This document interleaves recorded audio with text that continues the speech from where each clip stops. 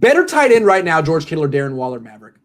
Fantasy football, I would take Darren Waller, but it's not fantasy football. I think Darren Waller's a better receiver than George Kittle, but Darren Waller is also a former wide receiver at Georgia Tech. I know they ran the triple option, so he essentially was a tight end, but he is a wide receiver that moved to tight end, so I think he runs more routes and is more versatile that way. But I think Kittle can take a bad run blocking team and turn it from a C- run blocking team like the Niners are now and turn them into an A run blocking team when he's at full strength and doing his thing. Darren Waller, I don't think moves the needle that much in the run blocking department, and that's why I'd take Kittle over Waller.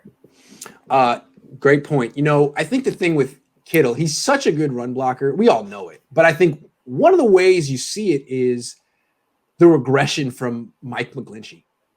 I think it's a lot of things. He lost like 30 pounds. He stinks. But I think being able to do combo blocks in the run game with George Kittle made people think Mike McGlinchey was much better of a run blocker than he necessarily was. He's good, but Kittle's great. He's really, really good. And the way the Niners ran over teams last season was a testament to Kittle more than anyone, more than McGlinchey, any offensive lineman.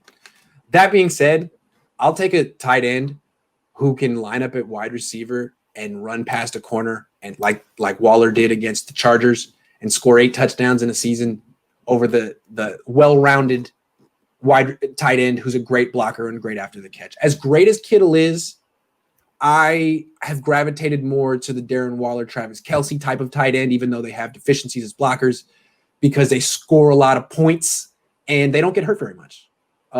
So I love the idea of Kittle, but I think I would take Waller. The more contract-friendly Darren Waller, I think, does provide upside. Contract, good point. If we're talking about for the 49ers, I think Kittle's more important just because the leadership. I think the Niners need leaders, and he's one of the leaders on this team and just his run blocking. But if you were building a team, I can see the argument with Waller. I would just lean more toward Kittle. And all I'll say with Waller in terms of fit, any guy who can score points like that's a good fit for a team.